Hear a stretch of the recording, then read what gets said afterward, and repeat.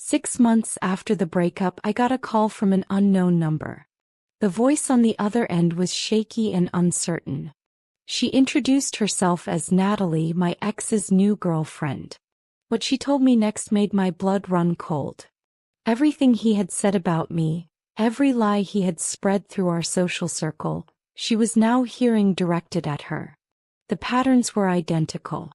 The manipulation tactics were the same. And she needed to know if the stories he had told her about me were true. This is a story about manipulation, reputation destruction, and the unexpected alliance that brought justice. It matters because toxic exes don't just disappear after a breakup. They continue their patterns with new victims, often using their previous relationships as weapons. Understanding these patterns can help you recognize when someone is being gaslighted, protect yourself from similar situations, and know when to speak up to help someone else avoid the same fate. What happened next changed both our lives and exposed the truth that my ex had worked so hard to bury. My name is Mary, and 3 years ago at 27, I thought I had found someone worth building a life with. I met Derek at a networking event for young professionals in Seattle. He was charming, articulate, and seemed genuinely interested in my career in digital marketing. The first few months felt like a fairy tale. Derek worked in corporate finance and presented himself as ambitious and successful. He lived in a nice apartment in Capitol Hill, drove a luxury car, and always picked up the check at expensive restaurants. Looking back, these were all part of a carefully constructed image designed to attract and impress. The relationship moved quickly. Within 3 months, we were spending most nights together. Within 6 months, he suggested I move into his apartment to save money. At the time, it seemed practical and romantic. I see now it was about control. The red flags started small.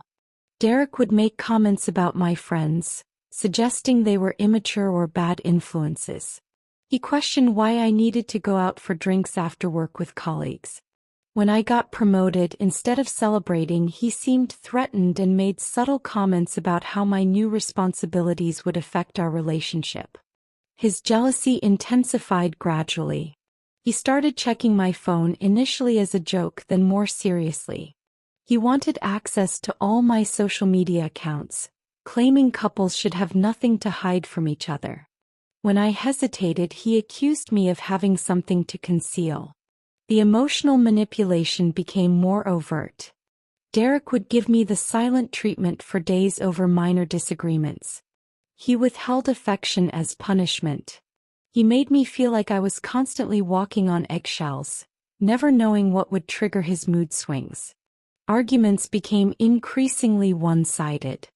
Derek had a way of twisting every conversation until I ended up apologizing for things I had not done. He would bring up past mistakes repeatedly, never letting me move forward. He criticized my appearance, my intelligence, my professional choices, always framing it as concern or helpful advice. The isolation was systematic. One by one, my friendships faded as Derek manufactured reasons why each person was toxic or untrustworthy. He convinced me that my family did not understand our relationship and were trying to sabotage our happiness.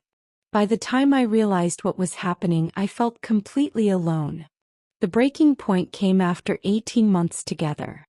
I discovered Derek had been lying about his finances.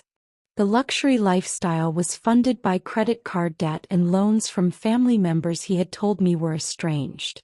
The successful career image was crumbling as he faced potential termination for performance issues at work. When I confronted him, his reaction was explosive. He blamed me for everything, claimed I was the reason for his struggles, accused me of being unsupportive and selfish. The verbal abuse escalated to a level that terrified me. I knew I had to leave. Breaking up with Derek was one of the hardest things I had ever done, but I thought ending the relationship would end the nightmare. I was catastrophically wrong. The smear campaign began immediately. Derek contacted mutual friends with elaborate stories about why we broke up, painting himself as the victim of my alleged infidelity, mental instability, and vindictive nature. None of it was true, but he was convincing. He told people I had cheated on him with multiple colleagues. He claimed I had stolen money from him. He suggested I had serious mental health issues and had refused treatment. He portrayed himself as the long-suffering partner who had tried everything to help me but eventually had to protect himself. The lies spread through our social circle like wildfire. Friends I had known for years began treating me differently. Some stopped responding to my messages altogether. Others asked probing questions that made it clear they had heard Derek's version of events and were suspicious of me. My professional reputation took a hit when Derek contacted people in my industry network. He sent carefully worded emails suggesting I was unstable and difficult to work with, all under the guise of concerned warnings. Several professional connections became distant or cut ties completely. Derek created fake social media accounts to monitor my activity and spread rumors. He posted vague but damaging statements that anyone who knew us would recognize as being about me. He shared manipulated screenshots of conversations taken out of context to support his narrative. He contacted my family with his version of events, telling my parents I needed psychiatric help and they should be concerned about my well-being. He told my younger sister I had been abusing substances, causing unnecessary worry and family tension. The harassment escalated over the following months. Derek would show up at places he knew I frequented, always with a plausible excuse for being there. He sent me long emails alternating between begging me to come back and verbally attacking me. He left voicemails that ranged from tearful apologies to angry threats. I documented everything. Every email, every voicemail, every social media post. I took screenshots of his fake accounts. I saved messages from friends telling me what Derek had said to them. I kept a detailed log of every unwanted encounter. I sensed I would need this evidence, though I did not yet know how. I tried defending myself, but it felt hopeless. My truthful explanations could not compete with his emotionally charged lies. People gravitate toward dramatic narratives, and Derek knew how to tell a compelling story where he was the wronged party and I was the villain. The toll on my mental health was severe. I struggled with anxiety and depression. I second-guessed every decision I had made in the relationship. I felt isolated, misunderstood, and powerless to correct the false narrative Derek had created. I considered legal action but was told that unless Derek made specific threats or engaged in provable stalking behavior, there was little I could do. The emotional and reputational damage he was causing fell into a frustrating gray area that the legal system struggled to address. I threw myself into work and focused on rebuilding my life independently. I started therapy to process the trauma of the relationship and its aftermath. I slowly began reconnecting with friends who had believed me and stood by me. I worked on establishing boundaries and recognizing manipulation tactics. 6 months passed. The intensity of Derek's harassment had decreased, though it never fully stopped. I heard through mutual acquaintances that he was dating someone new. I felt relief, hoping this meant he would finally leave me alone and move on with his life. I had no idea that his new relationship would become the key to exposing everything he had done. The call came on a Thursday evening in late October. I was home after a long day at work making dinner when my phone rang with an unfamiliar number. I almost did not answer, but something made me pick up. The woman on the other end sounded nervous and apologetic. She introduced herself as Natalie and explained she had been dating Derek for the past 4 months. My stomach dropped. I immediately wanted to hang up, but her next words stopped me. She told me Derek had been feeding her stories about his crazy ex-girlfriend who had cheated on him, stolen from him, and now would not leave him alone. According to Derek, I was obsessed with him and trying to sabotage his new relationship. Natalie had believed these stories initially. But then she started noticing inconsistencies. Derek would fly into rages over minor things. He checked her phone constantly. He isolated her from friends by suggesting they were bad influences. He criticized her appearance and choices while framing it as concern. The patterns were identical to what I had experienced. Natalie explained that Derek had recently shown her social media posts and messages he claimed were from me, evidence of my supposed obsession and harassment. But Natalie had doubts. Some of the accounts did not seem legitimate. The messages felt staged. She started wondering if Derek had created fake evidence to support his narrative. She found my real social media profiles and noticed they did not match Derek's descriptions. I seemed normal, stable, successful. She saw posts from friends and colleagues that contradicted the unstable, isolated person Derek had described. Her suspicions grew. The final straw came when Derek accused Natalie of cheating, using the same specific phrasing and accusations she later learned he had used with me. The script was identical. She realized she was not dealing with someone telling the truth about a difficult ex. She was dating someone who followed a pattern of manipulation and abuse. Natalie made the brave decision to reach out to me directly. She needed to know the truth. She needed to hear my side of the story. And she wanted to know if I had evidence of Derek's lies and manipulation. I was stunned. I had spent months feeling powerless to defend myself, and now Derek's new girlfriend was calling to ask for my help. I felt vindicated but also deeply concerned for Natalie's safety and well-being. I invited Natalie to meet me in person at a public coffee shop. We talked for 3 hours. I shared my entire story, holding nothing back. I showed her the documentation I had kept. Screenshots, emails, messages from friends repeating Derek's lies, the timeline of his harassment. Natalie shared her own experiences. The similarities were chilling. Derek had used the same manipulation tactics, the same isolation strategies, the same emotional abuse patterns. He even used some of the same specific phrases and arguments. We compared notes and discovered Derek had lied to both of us about numerous things.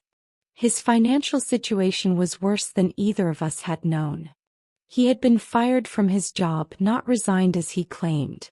He had fabricated stories about his family, his education, and his past relationships. Natalie revealed something I had not known. Derek had shown her fake text messages supposedly from me, threatening him and his new relationship. He had manufactured evidence to support his victim narrative. These fake messages were why some mutual friends had believed his stories about me. This was the smoking gun. Derek had not just lied about me. He had created false evidence to destroy my reputation. This crossed a line from manipulation into potential legal territory. Natalie and I spent the next 2 weeks building our case. We were methodical and strategic. We knew Derek was skilled at manipulation and would try to turn any confrontation to his advantage. We needed irrefutable evidence and a solid plan. First, we compiled all documentation. I provided everything I had collected over the past 6 months. Emails, voicemails, screenshots of social media posts, messages from friends repeating Derek's lies, and my detailed timeline of events. Natalie contributed her own documentation from their 4-month relationship, including text messages showing Derek's manipulation and control tactics. Most importantly, Natalie had screenshots of the fake text messages Derek had shown her, supposedly from me. She had taken photos of his phone screen without him knowing, sensing something was wrong. These screenshots clearly showed messages I had never sent, with timestamps and phone numbers that did not match my actual contact information. We consulted with a lawyer who specialized in harassment and defamation cases. The fake text messages potentially constituted forgery and fraud. The ongoing harassment and reputation destruction could support a restraining order and possibly criminal charges. The lawyer advised us to document everything and consider our options carefully. Natalie made the difficult decision to end her relationship with Derek, but to do so strategically. She would not reveal that she had contacted me or discovered his lies. Instead, she would cite general incompatibility and her need to focus on personal goals. This would prevent Derek from destroying evidence or creating new lies to cover his tracks. We identified key people who needed to know the truth. This included mutual friends who had believed Derek's lies, professional contacts who had distanced themselves from me, and my family members who had been worried by Derek's false claims about my well-being. We decided to approach these people with evidence rather than just our word against Derek's. We would let the documentation speak for itself. We prepared packets of information carefully organized and annotated, showing the timeline of Derek's lies, the fake messages he had created, and the pattern of manipulation both Natalie and I had experienced. I reached out to my former therapist for support. This process was emotionally difficult, bringing up trauma I had been working to heal from. My therapist helped me process my feelings of anger, vindication, and continued fear of Derek's reaction. Natalie was incredibly brave throughout this process. She was still in the relationship with Derek, still living with the fear of his volatility and manipulation. She knew that ending things and exposing his lies would likely trigger an explosive reaction. We developed a safety plan for her, including where she would stay, who would be with her, and how she would protect herself. We also planned how to handle Derek's inevitable retaliation. We anticipated he would claim Natalie and I were conspiring against him, that we were the ones lying, that we were unstable women attacking him unfairly. We prepared responses to these predictable accusations, always focusing on documented facts rather than emotional arguments. The goal was not revenge. The goal was truth, accountability, and protection. We wanted to stop Derek from continuing this pattern with future partners. We wanted to clear my reputation. We wanted justice not just for ourselves but for anyone else Derek might target in the future. The execution began on a Monday morning. Natalie broke up with Derek over the weekend, citing her need to focus on her career and personal growth. She moved out of his apartment while he was at a family event, with friends helping her pack and leave quickly. Derek reacted predictably with a mix of pleading and anger, but Natalie held firm and went no contact. That Monday, I sent carefully crafted messages to 6 key people in our former social circle. These were individuals who had believed Derek's lies and distanced themselves from me as a result. Each message was personalized but followed the same structure. I acknowledged that they had heard troubling things about me from Derek. I expressed understanding of why they had been concerned or had pulled away. Then I asked if they would be willing to review some information I had compiled, not to create drama, but to ensure they had the full picture. 5 of the 6 people responded within hours, expressing surprise that I was reaching out and cautious willingness to see what I had to share. One person never responded, and I later learned they had such a close friendship with Derek that they were unwilling to question his narrative regardless of evidence. I sent each person a detailed document. It included a timeline of my relationship with Derek and its aftermath, specific examples of lies he had told about me with evidence showing the truth, screenshots of the fake text messages he had created, and Natalie's statement about her own experience of identical manipulation patterns. The document was factual and measured in tone. I did not attack Derek's character or engage in name-calling. I simply presented evidence and let people draw their own conclusions. The fake text messages were particularly damning. They were clearly fabricated, and anyone examining them closely could see the discrepancies. The responses were overwhelming. One friend called me in tears, apologizing for believing Derek without hearing my side. Another admitted they had felt uncomfortable with Derek's stories but had not known how to address it. Several people said the evidence explained inconsistencies they had noticed but had dismissed.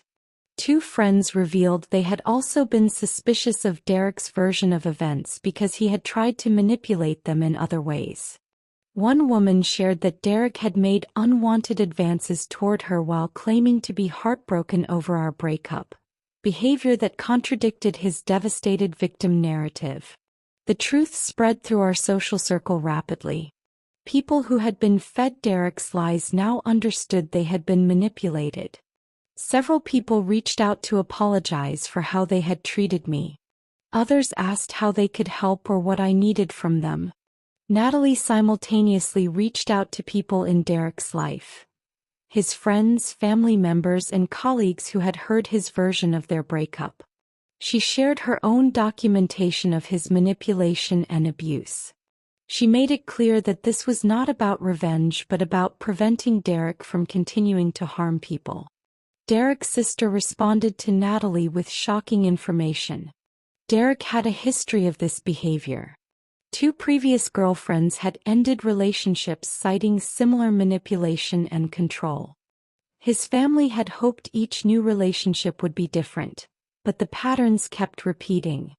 His sister was grateful someone was finally documenting and addressing his behavior. We contacted several professional connections who had distanced themselves from me after Derek's smear campaign. I provided them with evidence of his lies and manipulation.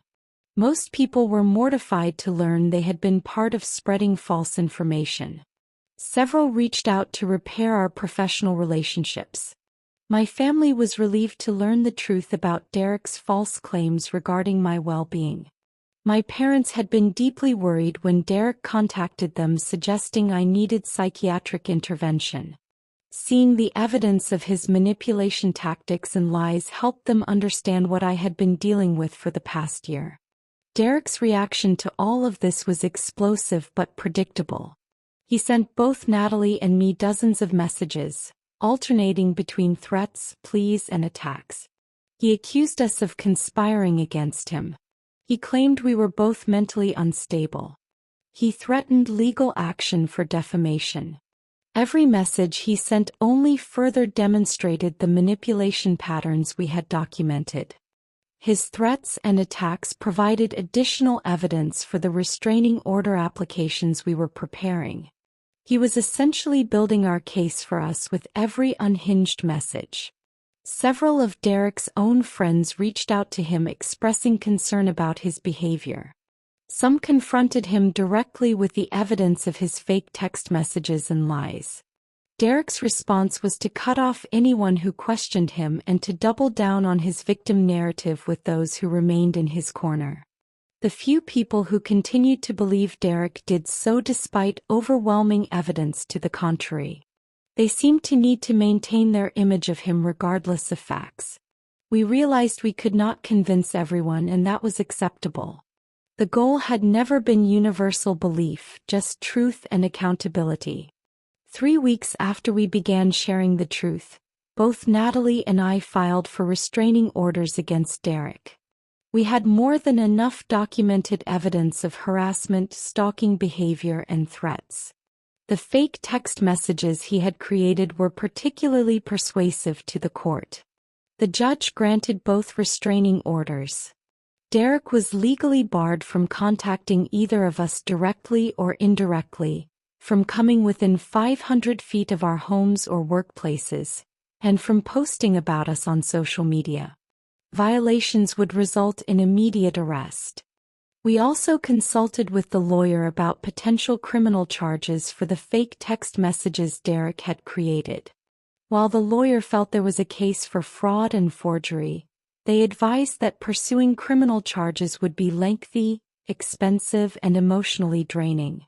Natalie and I decided that the restraining orders and the social accountability Derek now faced were sufficient for our healing and protection. Derek's employer became aware of the situation when multiple colleagues in our shared professional network learned the truth about his behavior. While the personal relationship drama itself was not a work issue, Derek's pattern of creating fake evidence and manipulating people raised questions about his integrity and judgment. Within 2 months, Derek left his job. Whether he resigned or was terminated remained unclear, but his career in Seattle was effectively over. In the months following our exposure of Derek's manipulation and lies, both Natalie and I focused on healing and rebuilding our lives. The process was not easy, but it was transformative. My reputation was largely restored among people who mattered. Friends who had pulled away during Derek's smear campaign reached back out with apologies and support. Professional connections were re-established. My family understood what I had been through and supported my recovery. There were some relationships that could not be repaired. A few people had invested so much in believing Derek's lies that they could not accept being proven wrong. Others were uncomfortable with the entire situation and distanced themselves from everyone involved. I made peace with these losses, recognizing that authentic relationships require mutual respect and trust. Natalie moved to a new apartment and focused on her career and personal growth. She started therapy to process her experience with Derek and to work on recognizing manipulation patterns in future relationships. She became an advocate for others experiencing intimate partner abuse, particularly the subtle emotional and psychological abuse that often goes unrecognized. Natalie and I became friends through this experience. We supported each other's healing and celebrated each other's victories. Our unlikely alliance, born from Derek's manipulation, became a genuine connection based on mutual respect and shared understanding. Derek moved to a different city about 6 months after the restraining orders were granted. We heard through mutual connections that he was dating someone new and had created a fresh narrative about his past, painting both Natalie and me as conspirators who had teamed up to destroy him after he ended our respective relationships. We felt concern for his new girlfriend but recognized we had done what we could. We had documented everything. We had exposed his patterns. We had obtained legal protection. His new girlfriend would have to make her own decisions and discoveries. We hoped Derek might eventually seek help and change his behavior, but we could not control that outcome. The legal protections we obtained remained in place.